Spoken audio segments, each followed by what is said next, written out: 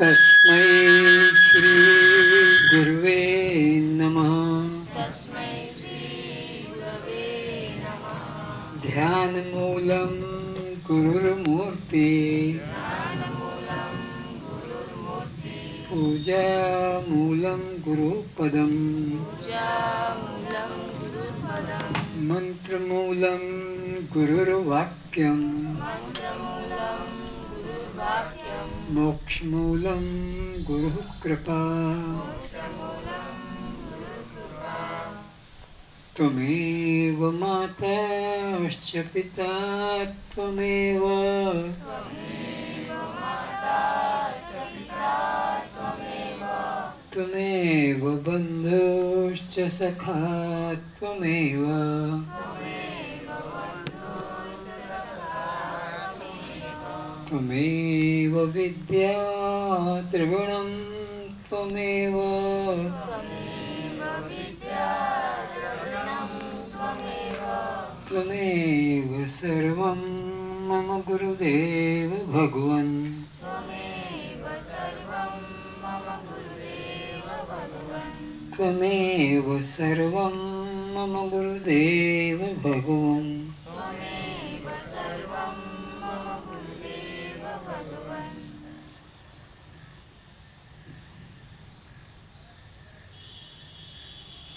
सभी अपने मंगल नेत्रों को खोलें।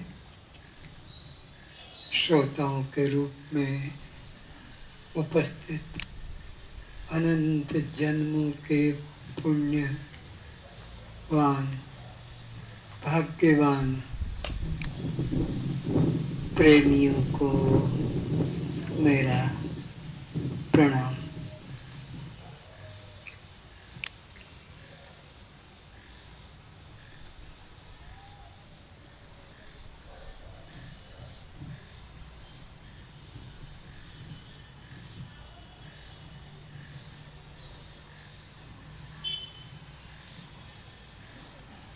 अनादिकाल से संसार का प्रत्येक प्राणी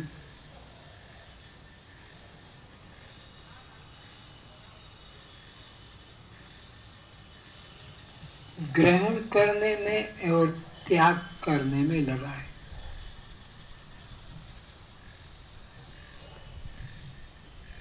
क्या ग्रहण किया जाता है, क्या त्याग किया जाता है? जो अपने मन बुद्धि के अनुसार अनुकूल लगता है वो ग्रहण करता है, और जो विवेक के अनुसार अनुचित लगता है उसका त्याग करता है।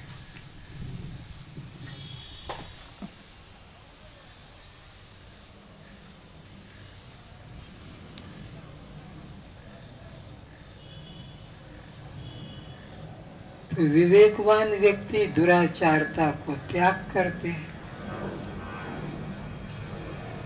अधर्मता का त्याग करते हैं। विवेकवान व्यक्ति सद्गुणों को, सदाचार को, वेद मार्ग का सेवन करते हैं। ऐसे ही पुण्यशाली वेद मार्ग पर चलने वाले जनक जी अपने कल्याण के लिए महर्षि अष्टावक्र जी से प्रार्थना करते हैं कि हे भगवान, मैं कैसे मुक्ति को प्राप्त कर सकूंगा, मुझे ज्ञान कैसे प्राप्त हो सकेगा, मुझे संसार से वैराग्य कैसे हो सकेगा। ये कान के पास माइक फोन लगा के रखा है,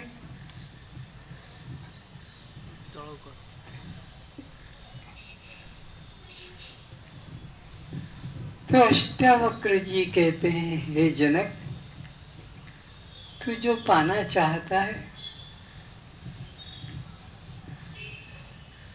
वह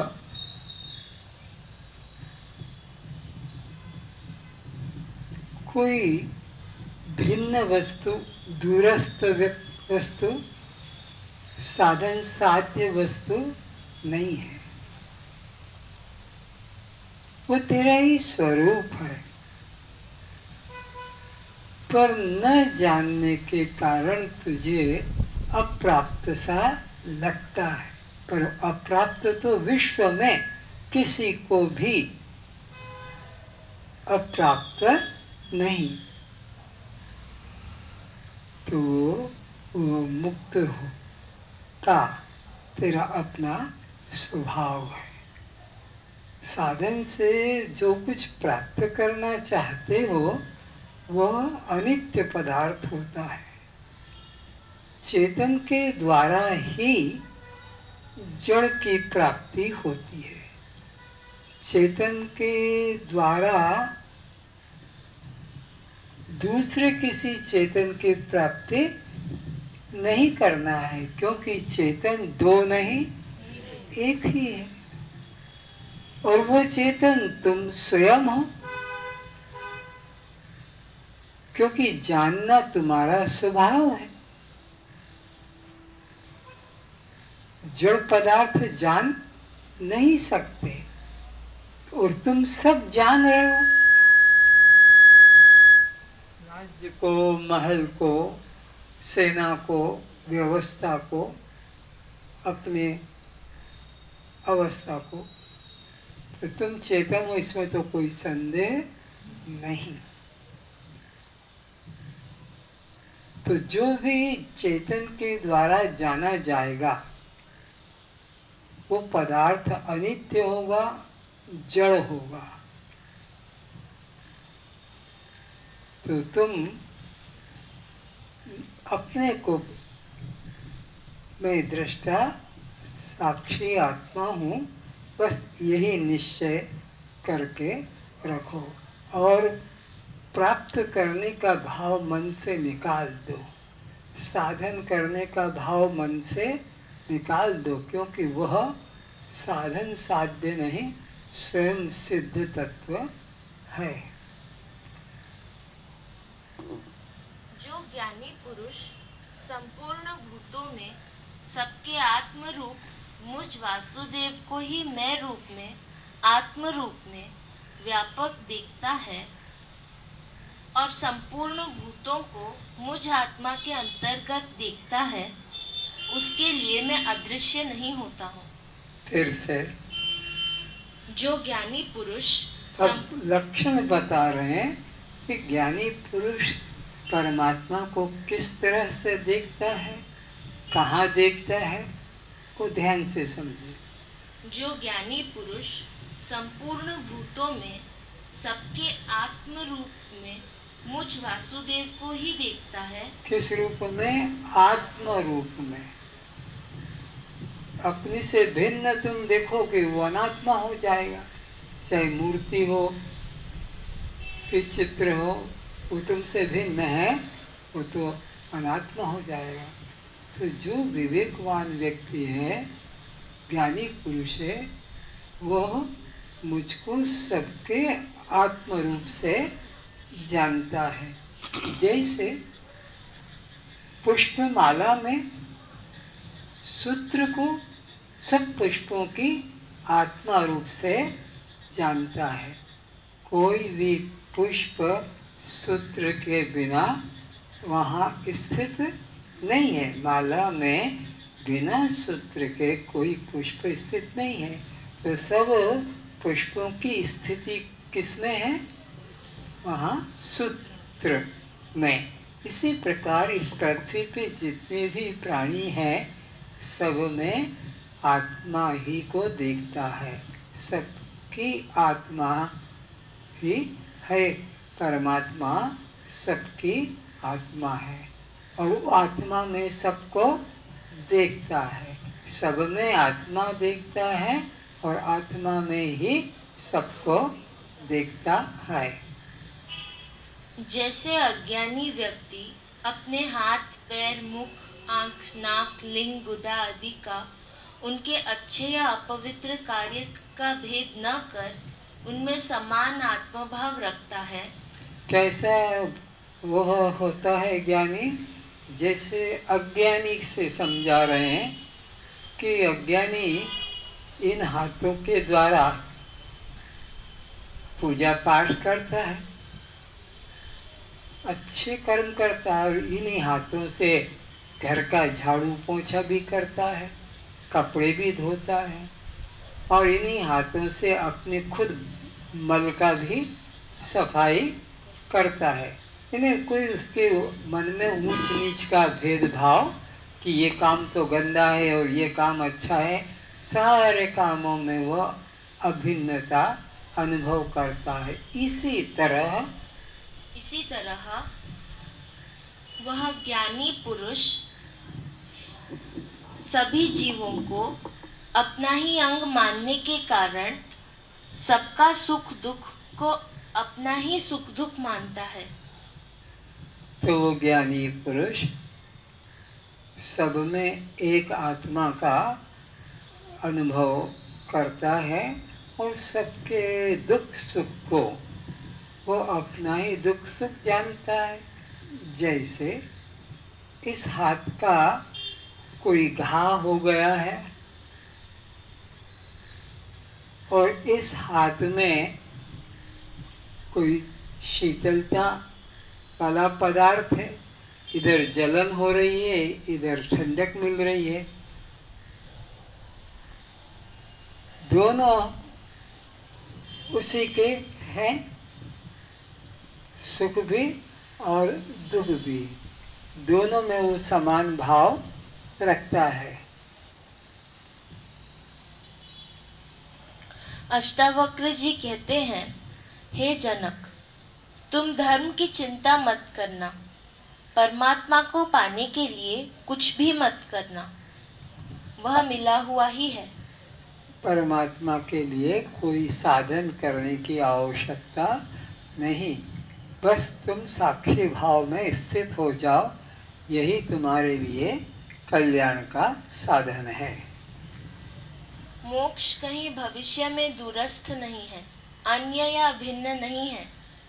मोक्ष नाम का कोई लोक, कोई स्थान, कोई फल कहीं है ऐसा मत समझना कि मैं साधन करके वहाँ से उसे ले आऊँगा। नहीं, वह तो पाने वाले का स्वरूप है, पाने वाले का खुद का ही स्वरूप है, वो अप्राप्त पदार्थ नहीं है। इसलिए उधर से अपना मन हटा लो कि मैं धर्म करूँगा, पुण्य करूँगा, तप करूँगा, दान करूँगा, तीर्थ करूँगा तो मुझे फिर परमात्मा मिलेगा। तो ये तुम झंझट में मत पड़ो, ये दुख का ही अशांति का कारण है। कोई कि इतने लोग जाते हैं तीर्थ में, मंदिरों में, किनको किसकी को शांति मिली? किसी को शांति नहीं मिली, बस भय से एक नियम बना रखा है और चले जाते हैं। तुम इस झंझट में मत पड़ो, तुम तो अपने शुद्ध चैतन्य नित्य स्वरूप को पहचानो कि वही मैं हूँ। जिसे साधन करके पाना चाहता था, जहाँ पहुँचना चाहता था, वो मैं स्वयं नहीं हूँ। तो अब साधन की अपेक्षा नहीं तुमको। साधन किसे करना पड़ता है? जिसके पास साध्य नहीं है, तो साध्य को पाने के लिए साधन करता है। पर आत्मा साधन साध्य वस्तु, ये संसार साधन साध्य है, स्वर्ग वैकुंठ साधन साध्य है, ये सिद्धियां साधन साध्य है। संसार के खेती बाड़ी, फैक्ट्रियां, ये सब साधन साध्य है, लेकिन अनित्य है, नाशवान है। पर आत्मा, ये परमात्मा, यह साधन साध्य वस्तु नहीं, बल्कि स्वयं सिद्ध अपना स्वरूप जानो। मोक्ष यही है, अभी है, और वह तुम ही हो। मोक्ष तुम्हारा जो नित्य वस्तु होती है उसका देश से परिच्छिन्नता नहीं होती है। जो नित्य वस्तु होती है उसकी काल परिच्छिन्नता नहीं होती है। जो नित्य वस्तु होती है उसकी वस्तु परिच्छिन्नता नहीं होती है। जो नित्य वस्तु है देश से अपरिच्छिन्न है, काल से भी अपरिच्छिन्न है और वस्तु से भी अपरिच्छिन्न है। नित्य वस्तु को देश से अलग नहीं किया जा सकता, नित्य वस्तु को काल से अलग नहीं किया जा सकता, नित्य वस्तु को अणु से भी अलग नहीं किया जा सकता। तो परमात्मा अभी है, यहाँ है और वह तुम ही हो। ये मन में भाव लाओ, अप्राप्ति वाला भाव मन से हटा दो। ये कुसंग में बैठ कर, मूर्ख लोगों के बीच में बैठ कर तुम्हारे मन में भी यही कुसंस्कार आ गए कि परमात्मा पाना है, परमात्मा बड़ा मुश्किल है, परमात्मा बहुत दूर है, वो साधारण नहीं है, सबको सुलभ नहीं है। ऐसा अज्ञानी लोगों के द्वारा सुन लिया। संबलपुर में एक सम्मेलन में एक संत ने, जगदीशपुरी शायद नाम था उनका, उन्होंने प्रवचन में कह दिया परमात्मा को पाना कोई साधारण बात नहीं है, बहुत कठिन है, बहुत कठिन है, तुम्हारे रोंगटे खड़े हो जाएंगे, इस तरह से। तो जब मेरा विषय आया प्रवचन का तो मैंने कहा जिनका ज़्यादा पाप होगा उनके लिए परमात्मा बहुत कठिन होगा, पाने के लिए उनको बहुत परिश्रम करना पड़ेगा, लेकिन जो शुद्ध अंतःकरण है उनके लिए वो परमात्मा अति सरल, अति सुलभ है। इसलिए आप ऐसा मन में भय मत रखो कि हम पाने में असमर्थ है, हम परमात्मा को नहीं पा सकेंगे। न, तुम ही तो परमात्मा को पाने के अधिकारी हो।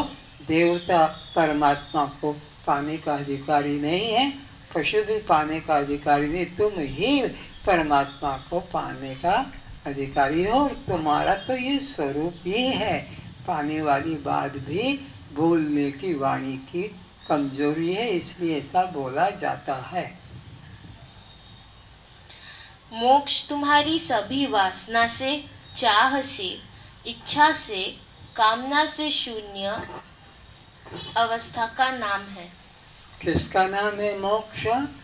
तुम्हारे मन में किसी प्रकार की, किसी पदार्थ की कामना, किसी पदार्थ की इच्छा, किसी भोग की वासना न हो।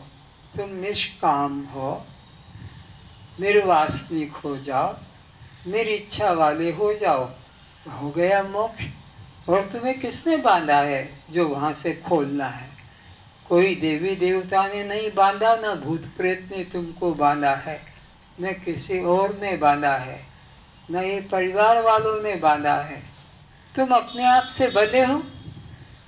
गाय को खरीद के लाए और तुमने बांध लिया, स्त्री को ले आए और बांध लिया, तो वो तुमने ये बंधन अपने आप बनाया है, तुमको किसी और ने बांधा नहीं। तुम नित्य मुक्त हो, यही मन में विचार सब समय करो कि मेरे को साधन करने की आवश्यकता, मैं तो स्वयं सिद्ध तत्व हूँ।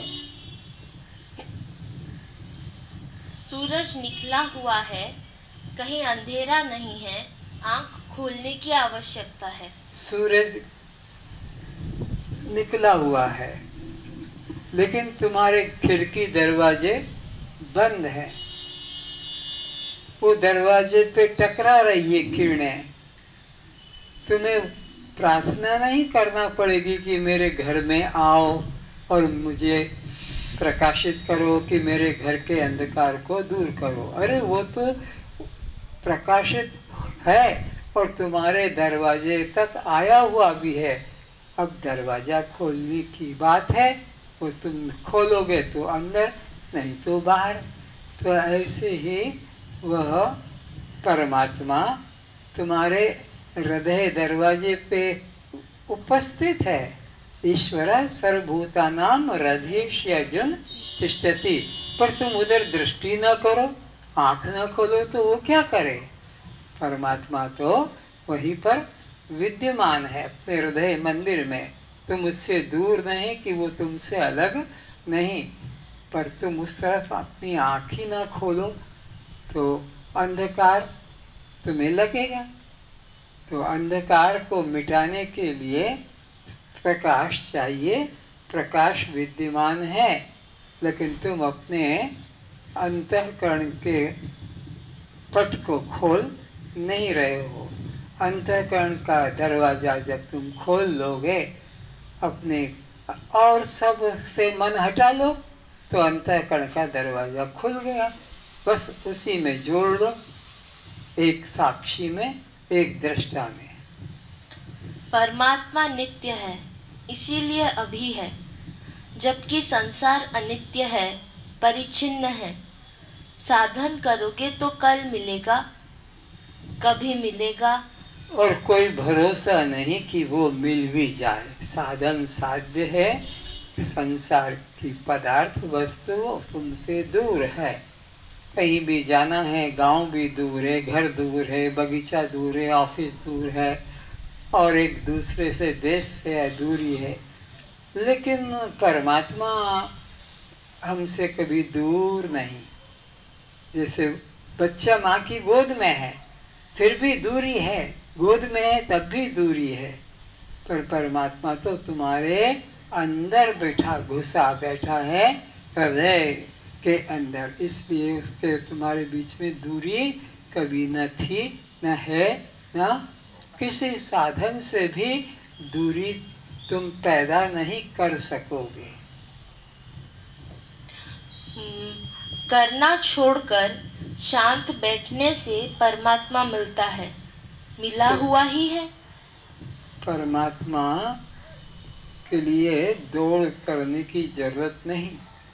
दौड़ने से तो थकावट होती है, बैठ जाने से शांति मिलती है। तो परमात्मा के लिए तुम्हें कहीं बाहर भटकने की आवश्यकता नहीं। जैसे मृग को कस्तूरी के लिए कहीं बाहर जाने की आवश्यकता नहीं, क्योंकि वो उससे अलग नहीं, पर नहीं जानता इसलिए वो भटकता है। तो ऐसे ही परमात्मा भी तुम्हारे हृदय में बैठा हुआ है। मृग की नाभि में कस्तूरी रखी हुई है, पर नहीं मालूम है तो भटक रहा है। जीव के हृदय में भी परमात्मा विद्यमान है, पर नहीं मालूम है, इसलिए तीर्थों में, मंदिरों में, जंगलों में, जड़ स्थानों में भटक कर और जीवन समाप्त कर देता है। कोई भाग्यशाली सद्गुरु उसको मिल जाए उसी जंगल में, उसी तीर्थ में, उसी मंदिर में, उसी जगह, कि भाई तू यहाँ किस लिए आया है, क्या खोज रहा है, क्या खो गया, मैं भी तेरी कुछ मदद करूं। तो मुझे भगवान चाहिए, मुझे भगवान से मिलना है। तो भगवान कब खो गया था और कहाँ खो गया था, मेरे को जगह तो बता दे। तो कहता है वो तो मुझे पता।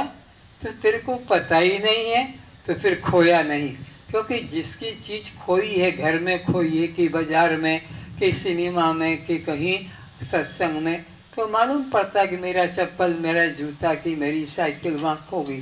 तेरा भगवान खो गया तो बता, तो मालूम नहीं, तो फिर खोया ही नहीं, ये केवल भ्रांति है।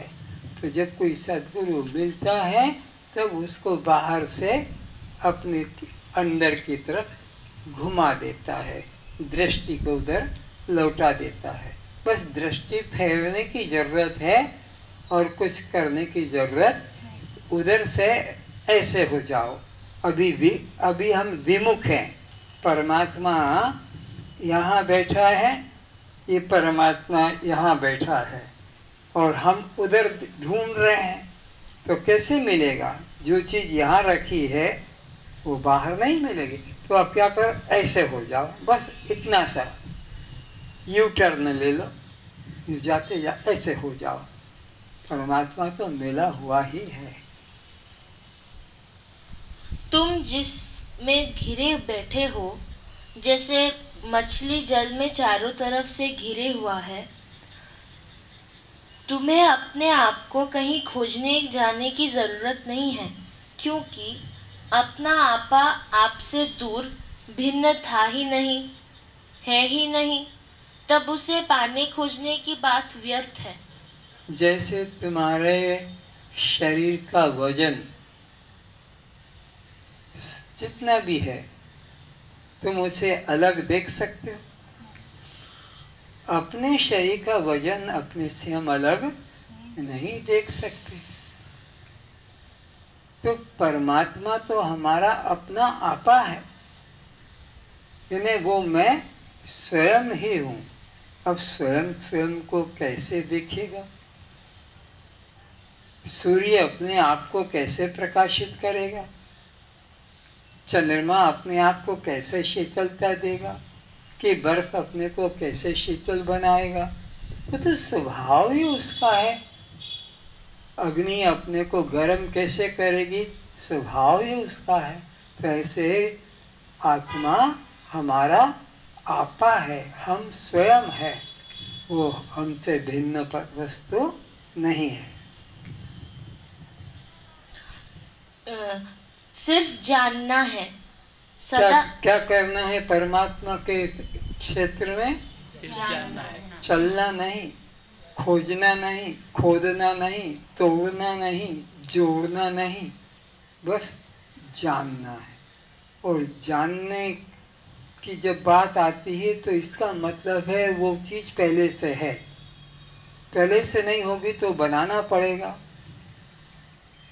उसका निर्माण करना पड़ेगा। लेकिन केवल जानने से मिल जाती है जो चीज़, वो पहले से होती है। और जो जानने से नहीं मिलती है, करने से मिलती है, वो अनित्य पदार्थ होता है और वो कालांतर में नष्ट हो जाता है।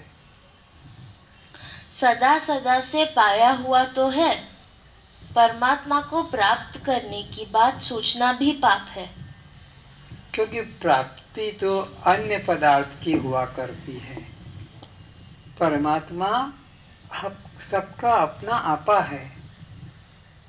अपना आप होने का नाम ही परमात्मा है। तो उसके बारे में प्राप्ति का विचार करना ही भूल है। वो परमात्मा किसी को भी किसी अवस्था में अप्राप्त नहीं। कोई भी कर्म हो, कोई भी जाति हो, कोई भी उम्र हो, परमात्मा सबको प्राप्त है। जैसे पवन पापी है तो भी पवन उसको मिल रहा है, हत्यारे को भी पवन मिल रहा है, प्रकाश मिल रहा है। कर्म का फल वो जाने, लेकिन वो समदर्शी है, हरि व्यापक सर्वत्र समान। स्वप्ने इंद्रजाल पश्यति दिनानि त्रीणि पंच वा, मित्र क्षेत्र धनागारात् दयादिसंपदः।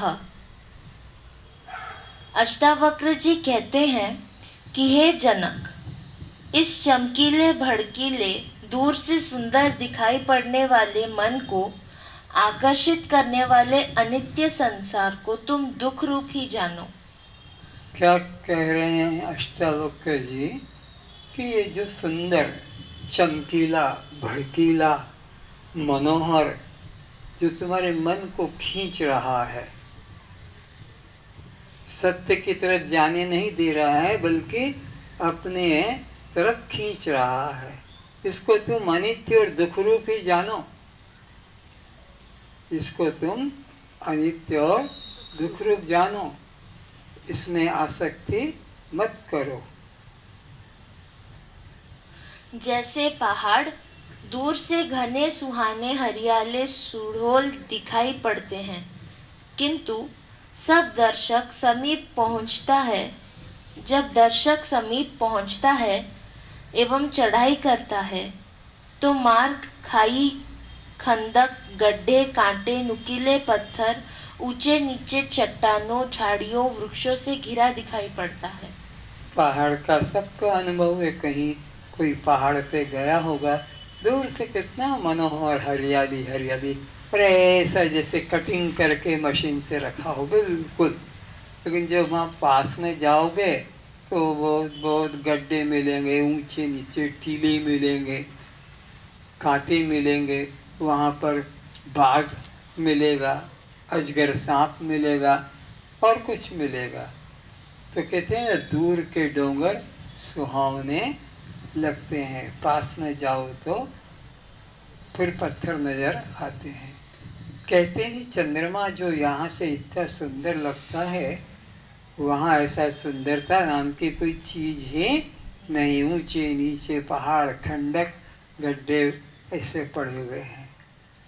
तो परमात्मा प्राप्त वस्तु नहीं, वह हमारा स्वरूप है। और तुम इस संसार दुख रूप से मन हटा लो, जो देखने को मनोहर सुंदर लगता है, लेकिन ऐसा है नहीं। भगवान भी कह रहे हैं कि जैसा संसार शास्त्रों में बताया जाता है, अनुभव में उस प्रकार का आता नहीं है। न पीने को पानी है, न विश्राम के लिए सुरक्षित स्थल। भयानक चंद्रमा पे तो जाकर ही देखा है, न वहाँ पीने को पानी है, न खाने को कुछ अन्न है। अपने साथ जो ले गए वही खा लो, पी लो और लौट के आ जाओ। तो ऐसे ही तीर्थों में भी जाते हो तो वहाँ कुछ नहीं है, तुम्हारे पास पैसा है तो खर्च लो, खा लो, पी लो और लौट आओ। और वहाँ रहने का भी कोई तुम्हारे लिए व्यवस्था नहीं। पैसा है, उतने समय तक तुम वहाँ अपना मौज मस्ती ले सकते हो। तो ऐसे ही स्वर्ग भी एक होटल, एक रेस्टोरेंट की तरह है। जितना तुम्हारा पुण्य है अपना मौज मस्ती ले लो, क्योंकि तुमने विचारा था कि स्वर्ग में जाऊंगा तो वहाँ पर मुझे अप्सराएं मिलेगी, देवांगनाएं मिलेगी, देव पुरुष मिलेंगे और बढ़िया बढ़िया संकल्प मात्र से ऐसी ऐसी ऊंची से ऊंची शराबें मिल जाएगी। तो वो जो तुम्हारे मन में संकल्प था, इसलिए यहाँ तुमने त्याग किया। बोतल को क्यों हिलाना पड़ रहा बार बार?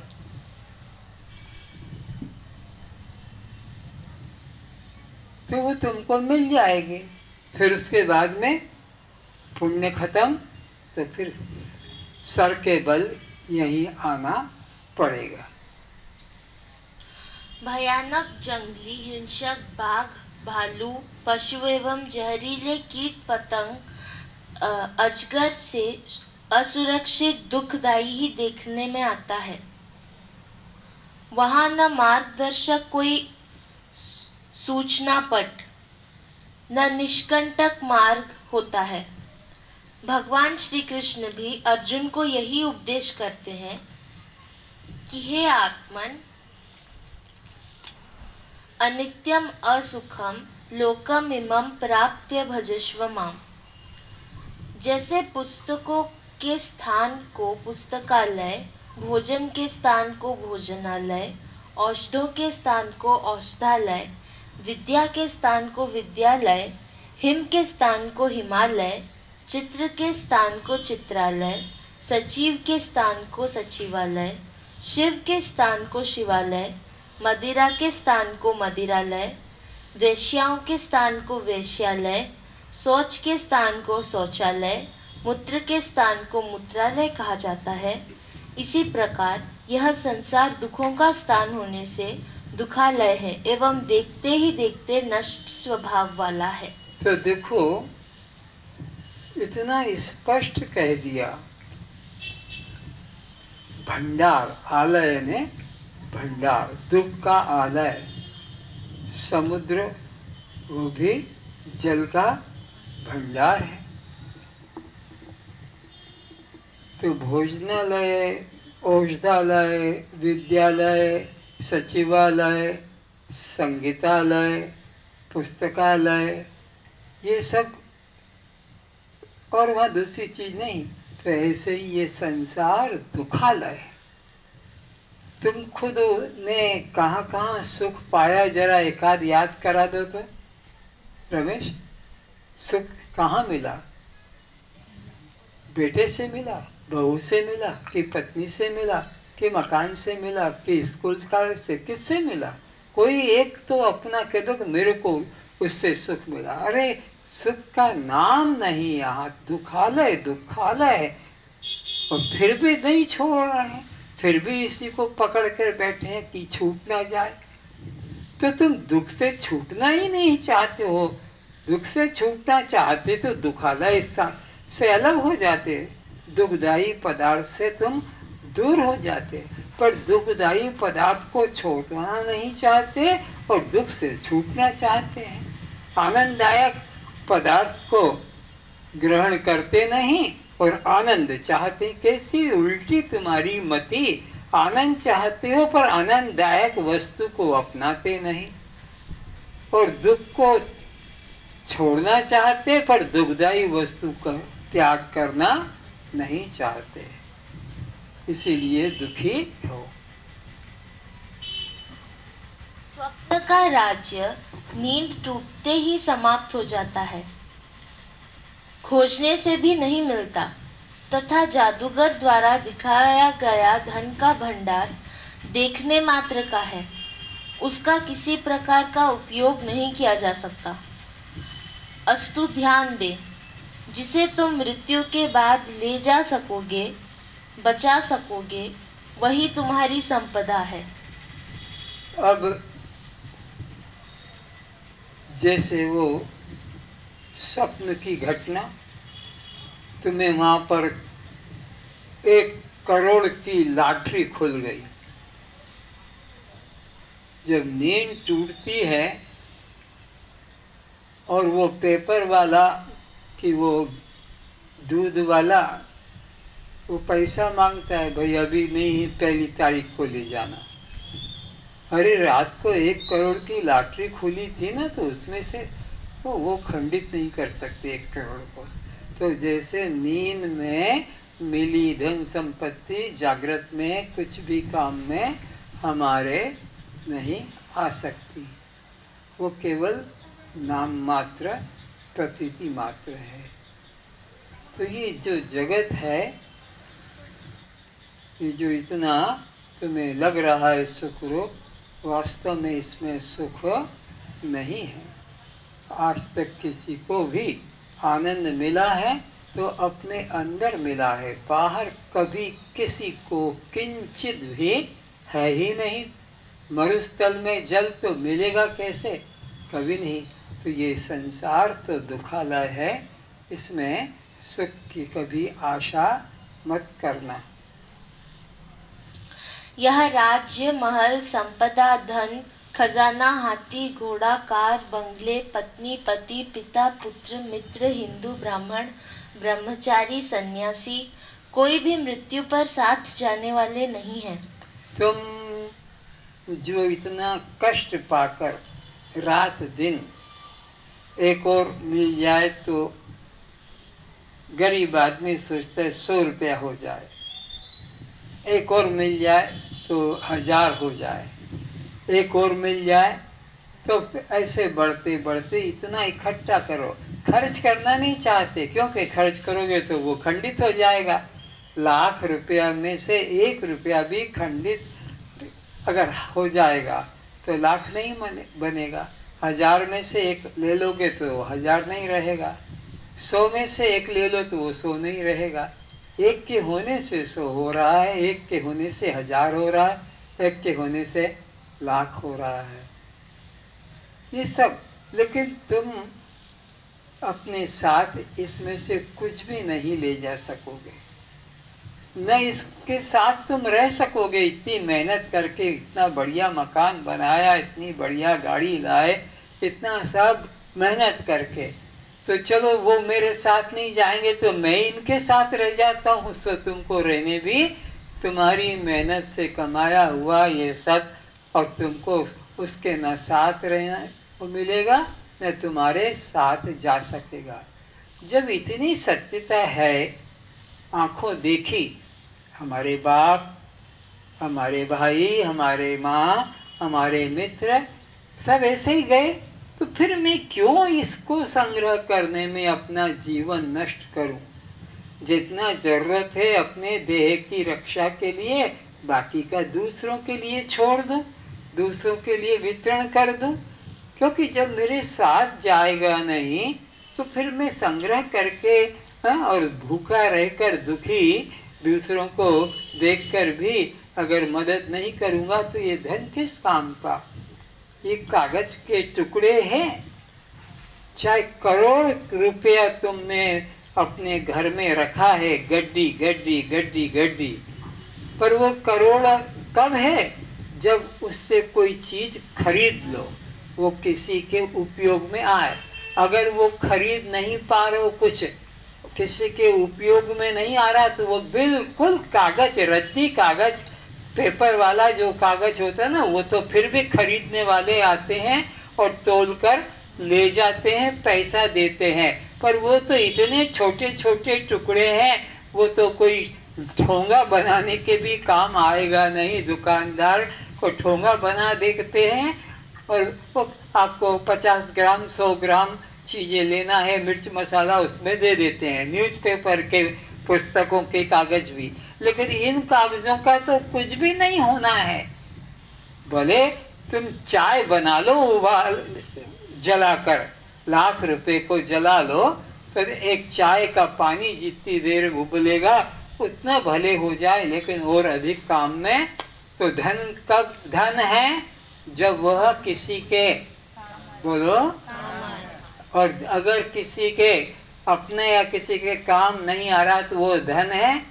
वो निर्धन है। धन तो तब है ना जब उपयोग में आ रहा हो। उपयोग में नहीं आ रहा तो भले पड़े रहे लाख करोड़, कुछ उसका मूल्य नहीं। ये सच बात है मेरे हृदय की। मैं अहंकार से नहीं कहता हूँ। मेरे पास थोड़ा सा भी कहीं से कुछ आता मिलता है तो मैं कहता हूँ भाई इसका निकाल कर दो, वितरण कर दो। बोझा, सचमुच में बोझा लगता है। और जब वो वितरण हो जाता है, खाने के डब्बे भी सामान के मेरे पास होते तो कैसे खत्म हो जाए। ये निका बना बना के परेशान है और मैं बांट बांट के कैसे खाली हो जाए, खाली हो जाए। भरा मुझे अच्छा नहीं लगता है, उपयोग नहीं आता है। खाली डब्बे में भरा रहे खाने का या अटैची में पैसा पड़ा रहे तो क्या फायदा। इसलिए धन वही जो उपयोग में आ रहा है।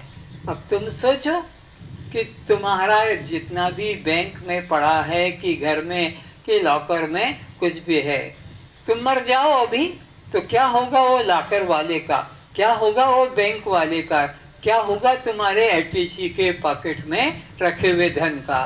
बस तुम मरोगे तड़प के, हाय मेरा तो बैंक में इतना रुपया था, अब कौन खाएगा, मैंने तो इतने जगह छिपा को रखा था। तो तुम्हें फिर वापिस सर्प बन के आना पड़ेगा, क्योंकि पुराना धन जहाँ जहाँ भी गड़ा हुआ है वहाँ पर खोदा गया तो सांप निकल कर आता है, क्योंकि उनका उसमें आसक्ति थी तो सांप बने। मकान कई खाली पड़े हैं, क्यों?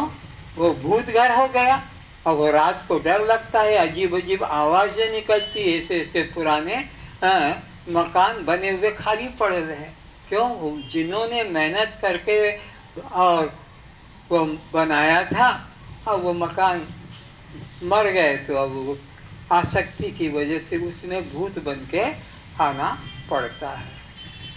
रात दिन मेहनत करके मकान बनाया और मर गए, रह नहीं पाए, तो ऐसे को ये सब बातें गरुड़ पुराण में आपको स्पष्ट मालूम पड़ेगी।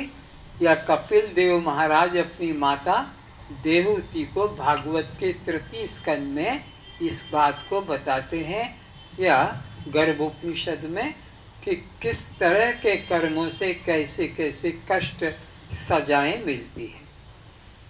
तो अब आज यही निश्चय मन में करें कि अधिक से अधिक हम अपने धन का उपयोग करें, उपयोग करें, अपने लिए और दूसरों के लिए। अगर हम अपने लिए और दूसरों के लिए उपयोग नहीं करते हैं तो भगवान तो गीता में कहते हैं वो चोर है। वो चोर है जो कि देवताओं को न देकर और अपने ही लिए उसको लेकर बैठा है, वह चोर कहलाता है। और देकर, दूसरों को देकर और देखता है तो वह अमृत का ही पान करता है। खिलाकर खाना अमृत को पान करना है, और अपना ही खाना और किसी को न खिलाना तो वो चोर कहलाता है। इसलिए हम चोर न बने बल्कि दानी बने, देकर और ग्रहण करें। तो धन वही जो हमारे और किसी अन्य के उपयोग में आए। तो विचार करो आज रात को सोते समय कि मैं अपने धन का सदुपयोग क्या करूं। लड़की को दे दूंगा, पोते को दे दूंगा, फिर मेरे जवाई को दे दूंगा, तो फिर मेरे बिट्टो को दे दूंगा, पिट्टो को दे दूंगा। बस ये हिसाब तुम्हारा रहता है। तुम्हारा बाहर जाता ही नहीं, इधर ही इधर अपने एरिए में उसका वितरण चाहते हो। वो तो तुम्हारा बंधन का कारण है, वो तो तुम्हारे आसक्ति दुख का कारण है। अरे उनका ग्रस्त जीवन अच्छा चल रहा है, बेटी का, जवाई का, फिर उनमें क्यों मर रहे हो, उनमें क्यों घुस रहे हो कि मेरे बेटी को ही दूं, मेरे जवाई को दूं, मेरे इसको दूं। तुम्हारे को फिर जन्म लेकर आना पड़ेगा उनके घर का, फिर कुत्ता बनकर, गाय बनकर, बिल्ली बनकर, उनके घर का नौकर बन के आना पड़ेगा। चाहे तुम्हारे बेटी को दो कि बेटा को दो कि पोते को दो। कुछ अपने आसक्ति का त्याग करो। तो सोचो कि कहाँ मेरा धन जाएगा, जहाँ मेरे को बंधन नहीं लगेगा। तो मालूम पड़ा कि वो भगवान के निमित्त या गुरु को, तुम निरंजन के तरफ विचार मत कर लेना, मैं तो समझा रहा हूँ। तो इनके तरफ जो धन जाएगा वो तुम्हारे कल्याण में तुमको आगे बढ़ाएगा। क्योंकि उसमें तुम्हारा आसक्ति नहीं रहेगी, अहंकार नहीं रहेगा कि मैंने इनको कपड़ा दिया है, इनको मैंने खाना दिया है। ऐसा विचार करेंगे रमेश कि मैं इनको 1 महीने से खिला रहा हूँ कि 5 महीने से खिला रहा हूँ? ना ना ना, बल्कि कृपा अनुभव करते हैं कि उन्होंने हमको सेवा का मौका दिया है। तो वो धन जो कि मैंने इसको दिया उसको दिया, वो तो तुम्हारे को बांधेगा, क्योंकि वहाँ कर्तापन का अहंकार। पर मैंने गुरु को खिलाया, कोई कहेगा? कोई नहीं कह सकता है, बल्कि गुरु की कृपा से हम खा रहे हैं, ऐसा और अपने मन में सरलता होती है। तो फिर रात को विचार करके कल मुझे बताना कि आप लोगों ने क्या क्या प्लानिंग किया है आपके धन को वितरण करने के लिए। उसमें निरंजन का लिस्ट में नाम मत ना आने देना, और बाकी सबका आना। मैं कल पूछूंगा ये जो यहाँ आ रहे हैं कि तुमने उसके लिए क्या विचारा, और तुम कहोगे आज जाएंगे नहीं, क्योंकि फिर पूछेंगे और हम तो बता नहीं पाएंगे। इसलिए बना लेंगे कि भाई ये कोरोना की वजह से नहीं आए, लेकिन मैं पूछ के रहूँगा। हाँ, मैं हिसाब लूँगा कि किस किस ने कितना अपने अर्जित धन का सदुपयोग करना चाहा है। आगे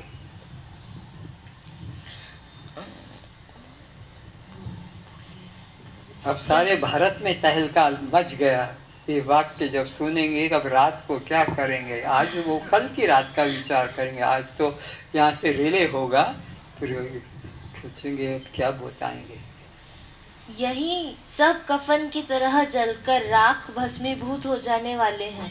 तो ये सब इकट्ठा किया हुआ हमारा धन यहीं पर राख हो जाने वाला है इसके अंदर, और अब कुछ सत्यता नहीं रही, सब यहीं राख हो जाएगा।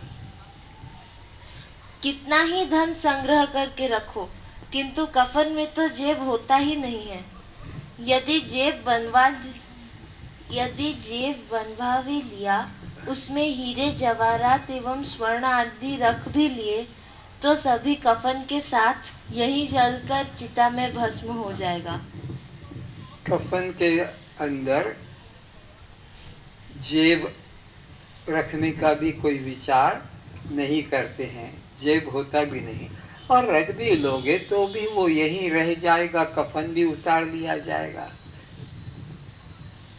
अगर चीर के पेट चीर कर सोने के बिस्किट हीरे जवाहरात रख लो कि ये तो जाएगा, तो वो भी शमशान में जलाया जाएगा, तो यही वो हीरा भी रह जाएगा, सोने के बिस्किट भी रह जाएंगे। कहते कि अमेरिका से किसी व्यक्ति ने सोने के बिस्किट पेट में गिल कर और भारत में लाने के लिए, और वो चेक कर रहे हैं, वो मशीन तो ट्यूं ट्यूं बता रही है लेकिन वो दिखता नहीं, खाली नंगा करके भी देख लिया, फिर पेट में दर्द हुआ तो चीरा करके और फिर निकाल के बाहर किया। तो परमात्मा ने ऐसी व्यवस्था की है कि यहाँ की संपत्ति को तुम वापस कहीं ले जा नहीं सकते हो, ये यंग का यहीं राख का ढेर रह जाएगा। मौत जीव से वह सब छीन लेता है जो जन्म के बाद उसने यहाँ से संग्रह किया था। तो परमात्मा ने ऐसा नियम बनाया है कि तुमने जो भी संग्रह किया है जन्म के बाद मृत्यु तक, यहाँ से उसे मौत के समय वापस रखा लिया जाएगा। रख दो, ये तुम्हारा नहीं, रख दो, ये तुम्हारा नहीं, रख दो, रखना पड़ेगा। जब विदेशों से आते हैं तो उनका जो नियम है उतना वजन तुम ले जा सकते हो, ज़्यादा है तो वो हटवा देते हैं, हटाओ, इतना नहीं जा सकेगा। तो जन्म से मृत्यु तक में तुमने जितना भी संग्रह किया है उसमें से तुम कुछ भी नहीं ले जा सको, एक सुई भी नहीं ले जा सकोगे, सब यहीं रख लिया जाएगा। तो फिर क्यों मैं संग्रह करने का बोझा उठाऊं, क्यों कुली हम मालीपना करूं? अरे कुली को कब सुख मिलता है? आपके बोझे को ले जाने में मिलता है कि आपके बोझे को उतार देने में? कुली जो एक इधर एक सर पे एक हाथ में इतना उठाता है, तो कब उसको सुख मिलता है? जब उतार कर रख देता है। तो हम कुली की तरह मेहनत कर रहे हैं, तो सोचना चाहिए कि कब इसको उतार दें ताकि शांति मिले, कब इसको उतार दें तो शांति मिले। इस तरह से हल्कापन आना चाहिए। इसके नाम का कहीं भी कुछ होता है तो कब मेरा नाम हट जाए, वहाँ से हटा दिया जाए, मिटा दिया जाए, मुझे बिल्कुल अपूर्व शांति मिलती है। और कोई कह के आपके नाम का ये, आपके नाम का, तो मैं बिल्कुल कभी उधर जाने की भी इच्छा नहीं करता, देखने की भी इच्छा नहीं करता। वो मुझे लगता है मेरे फांसी का फंदा तैयार कर लिया है इन लोगों ने मुझे को बांधने के लिए। मैं मुक्ति का उपदेश करता हूँ कि सब मुक्त हो और ये मिलकर मुझे बांधना चाहते हैं। तो इस तरह से बंधन मुझे प्रिय नहीं। आप भी अपने अंदर ऐसा ही मनोभाव बनाओ जिसे मनुष्य सारे जीवन बचा और छिपा कर रखता है। आवागमन से छूटने का एक ही उपाय है, जो तुम्हारे भीतर एक तत्व है जिसका कभी जन्म एवं नाश नहीं होता है। वही अमर आत्मा तुम हो जो भीतर और बाहर सर्वत्र है। तो मुक्ति का, आनंद का तुम्हारा वही वस्तु है जो भीतर सबके विद्यमान है, वही तुम्हारे को मुक्ति देगा, वही आनंद देगा। उसमें ही निष्ठा करो और बाहर किसी पदार्थ में, किसी व्यक्ति में किंचित भी मोह आसक्ति मत रखो।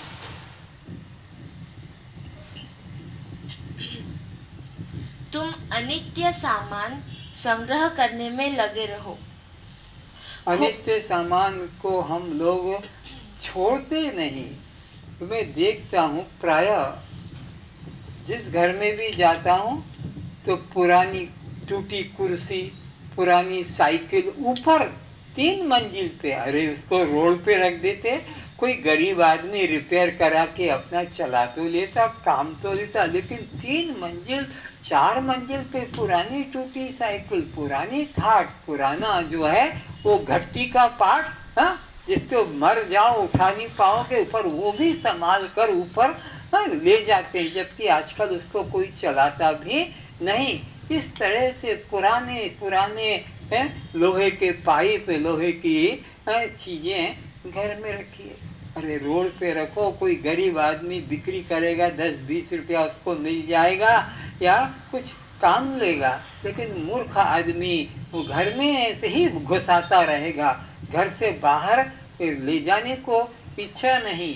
वो गमला टूटा हुआ है तो वो भी बोले रहने दो, फिर वो भी काम आएगा, क्योंकि किसी दूसरे गमले से पानी घुसेगा तो उसके नीचे लगा देंगे। कैसे मतलब एक एक योजना बना के रखते हैं। तो आसक्ति का त्याग करो, जो हमारे जीवन के लिए अनिवार्य है उसको ग्रहण करो, जो अनिवार्य नहीं उसको निकाल दो। इसके पास कपड़े भी अगर हो जाता है एक की जगह 2, ये सत्य कह रहा हूँ सत्संग में बैठकर, और वैसे भी तो कहीं में झूठ तो बोलने की जरूरत ही नहीं पड़ती है, लेकिन एक कपड़ा भी ज़्यादा होता है तो मैं हाथ जोड़ लेता हूँ कि भाई मेरे को और मत ज़्यादा बांधो, और ज़रूरत नहीं, और ज़रूरत नहीं। क्यों कि मुझे बोझा लगता है। उठाने वाले तो उठाते हैं, लेकिन मेरे को देखकर भी थकावट लगती है। ऐसा हल्कापन लाओ, बस जितना जरूरी है जीवन निर्वाह के लिए उसमें संतोष करो। खोज गलत हो रही थी। कस्तूरी को खोजने वाले मृग की तरह परमात्मा भीतर है और खोज बाहर हो रही थी। तुम्हारे अंदर अजर अमर अजन्मा अविनाशी तत्व विद्यमान है, वही तुम्हारा होना है। तो जो नष्ट हो रहा है, दुख रूप है, उसको संग्रह कर रहे हो, उसमें प्रीति कर रहे हो, और जो अजन्मा विनाशी अखंड है आनंद रूप, उसको तुम खो रहे हो, यानी उसको भुला रहे हो, और जो तुम्हारा नहीं उसमें अहंकार कर रहे हो। यही तुम्हारे दुख का और बंधन का कारण है। जो तुम नहीं, जो तुम्हारा नहीं, उसको अपना माना है, और जो तुम हो, तुम्हारा है भी नहीं कह सकते, लेकिन जो तुम हो उसको तुम अपना रूप मानने को तैयार नहीं। जिसे पाने खोजने हेतु तुम्हें न कुछ करना है, न कहीं 1 इंच भी दूर जाना है। जिसे तुम सदियों से खोज हार रहे थे, उसमें वह तुम्हें 1 इंच की भी दूरी नहीं है। तुम्हारे हाथ में कुछ नहीं है। मृत्यु के क्षण एक श्वास को भी तुम अपने नियंत्रण में नहीं कर सकते हो। जब मृत्यु आएगी, तुम्हारे न चाहने पर भी देह छोड़ प्राण निकल जाएगा। तब तुम क्या कर सकोगे? एक श्वास भी नहीं ले सकोगे। श्वास लेना तुम्हारे वश में होता तो मृत्यु कभी किसी को नहीं घटती। हे जनक, जितने भी भोग के साधन हैं, उन्हें तुम अनित्य जानो।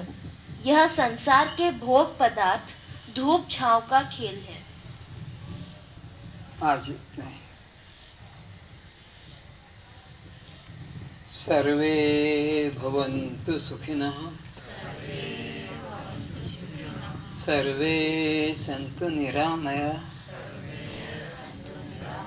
सर्वे भद्राणि पश्यन्तु, मा कश्चित् दुःखभाग् भवेत्। सब सुखी रहें, सब निरोग रहें, सभी रूपों में हम अपने को देखें। इसलिए हमारे द्वारा मन वचन कर्म से अपने ही किसी अंग को, अपने ही किसी अन्य रूप को कष्ट न पहुँचाएं, निंदा न करें, दुख न पहुँचाएं। यदि हमारे द्वारा किसी को दुख मिल रहा है तो उससे हम क्षमा चाहते हैं, वह हमें क्षमा कर दे। हम भी सबको क्षमा करते हैं। अब हमारा कोई शत्रु नहीं है, सभी हमारे मित्र हैं। सबका कल्याण हो, सबका कल्याण हो। ओम शांति शांति शांति।